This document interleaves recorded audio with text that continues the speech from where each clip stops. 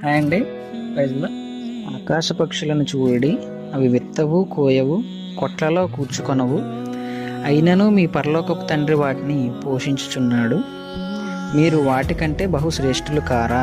మత్తయి సువార్త 6వ అధ్యాయం 26వ వాక్యంలో ఈ మాట చెప్పబడింది. ఆకాశ పక్షులకు మనుషుల్లాగా ఉద్యోగాలు ఉండవు, డబ్బు దాచుకోవు, మంచి బట్టలు ఉండవు, మంచి మేడలు ఉండవు.